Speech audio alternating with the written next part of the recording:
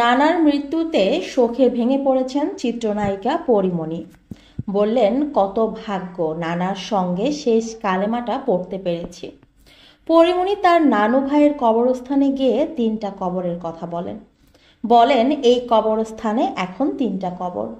প্রথমটা আমার মায়ের, তারপর নানি, আর এই যে আমার জানের মানুষটার কবর। নানু মরে যাওয়ার আগে নিজেকে আমার এতিম লাগেনি কোনো দিনও। এ জীবনে আমার নানার মতো কেউ আমাকে ভালোবাসেনি। যারা আমাকে খুব কাছ থেকে চেনেন তারা সবাই জানেন এই মানুষটা আমার জন্য কি ছিল। আজ হয়তো এই পরিবারের সবার থেকে ভেঙে পড়ার কথা ছিল আমার, কিন্তু আমার নানা আমাকে সবার বটগাছ করে দিয়ে গেছে। এর থেকে বড় কোনো শোক আমার আর আসবে না। যদি আসে সব শোক সহ্য করার ক্ষমতা আল্লাহ আমাকে দিবেন। এটা আমার নানুর দোয়া। জীবন সুন্দর, মৃত্যু যে বড় সুন্দর। সাথে একটা লাভ ইমো দিয়েছেন। নানার মৃত্যুর সময় নানার পাশে রাজধানীর এভারকেয়ার হাসপাতালে ছিলেন পরিমণি। নানার মৃত্যুকালে নানা যখন কালেমা পড়ছিলেন তখন পরিমণিও কালেমা পড়তে পেরেছিলেন।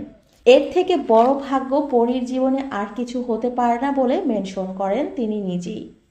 সব বন্ধন ছিন্ন করে বৃহস্পতিবার রাত 2টার পরে চির ঘুমের দেশে পাড়ি জমিয়েছেন পরিমণির নানা শামসুল হক গাজী। নিঃস্বার্থ ভালোবাসার মানুষটিকে হারিয়ে দিশেহারা বিপর্যস্ত পরিমণি। কণ্ঠ তার স্তব্ধ, বারবার মূর্ছা যাচ্ছিলেন। 15 মাস বয়সের রাজ্যের কারণে নিজেকে সামলেও নিচ্ছিলেন।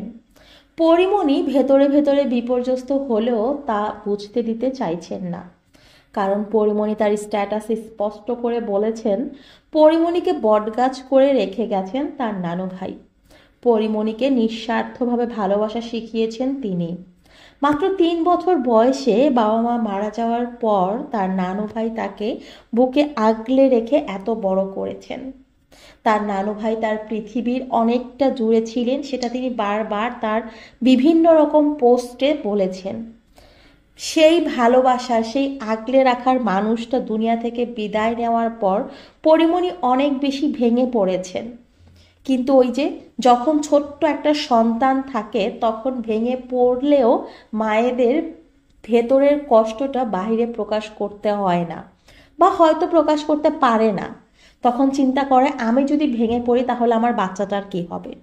সেটা ভেবেই হয়তো পরিমণি ভেতরে যতই ভেঙে পড়ুক না কেন, যত বেশি কষ্টই থাকুক না কেন, বারবার নিজেকে শক্ত করার চেষ্টা করছেন।